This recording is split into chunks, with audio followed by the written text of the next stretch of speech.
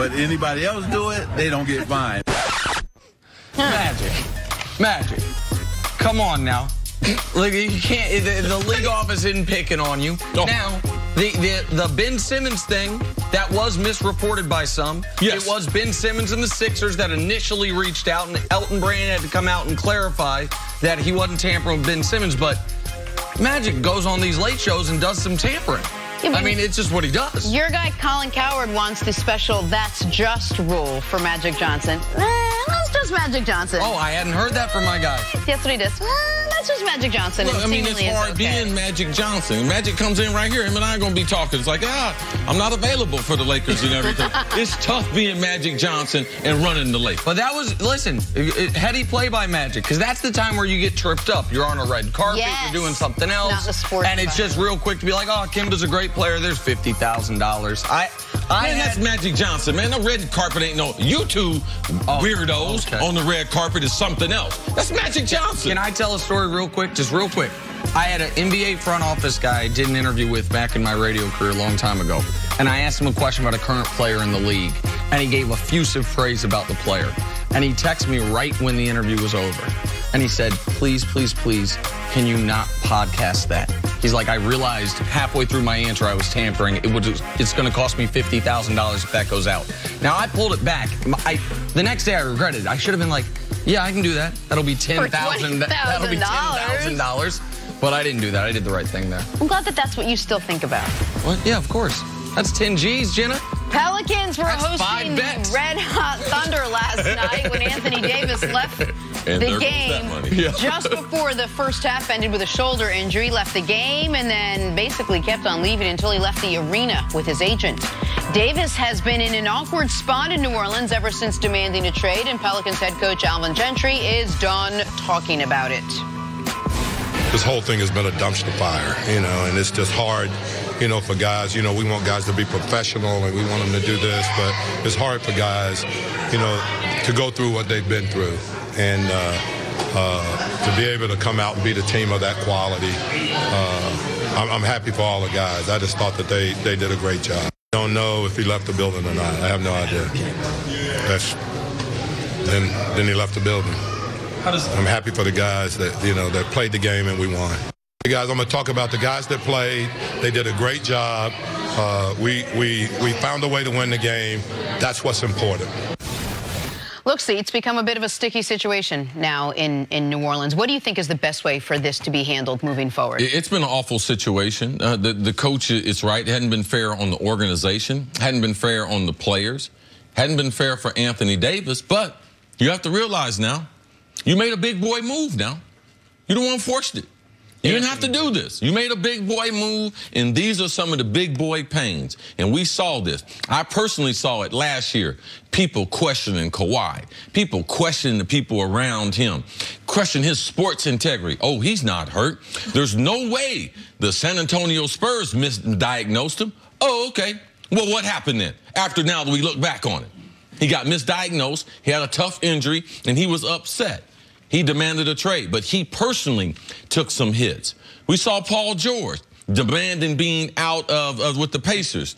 He personally took some hits. We saw LeBron James say, something, I ain't cut out for this. I'm not this villain stuff after losing to Dallas, that first final there in Miami. These guys are not cut out to be ridiculed and critiqued and booed not for their playing, just for them trying to control their destination in the NBA of where they want to go and where they want to play. One thing you've taught me, C, no matter how unfair I find it to be, the fan will never empathize with the player. Never. They will never. And the athlete shouldn't ask for empathy. What he should ask is try to understand. And that's the part I never think they will get there. I'm a fan. And I can't get there. If I didn't have my history in sports, I wouldn't be able to relate to it. And what we know is that while guys might be criticized for where they choose to go in free agency, fans these days don't criticize you just for leaving your team in free agency. LeBron got criticized for the the way he picked Miami and the pep rally and all that. Changing the NBA. Right, but nobody was pre-criticizing LeBron that he would have the audacity to leave Cleveland. And when he left Miami the second time, or when he went back to Cleveland, nobody criticized LeBron there. Kevin Durant, when he left, he got criticized for where he went. But guys that wait till free agency and make a decision, people don't kill him for that. But Dwight Howard, when he was under contract with the Magic and said, I'm not happy, I want to be moved, that was the beginning of Dwight Howard's reputation changing. You left Kyrie out of this. Kyrie took major hits. Kawhi took major hits. We're now seeing Anthony Davis take major hits. You've got to be prepared for that, right?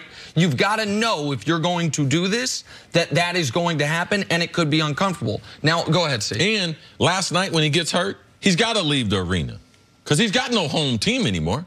Every time he's playing at home, he's getting booed. So now he's gotten a real injury, almost like Kawhi to the sense. Just bear with me. That now if he comes back to the bench, you know what the fans think? He don't want to play. He don't have a real injury. He's just faking it. So the best thing for him to do was leave the arena. If I'm him, I'm not playing anymore the rest of the season because I have a legitimate injury.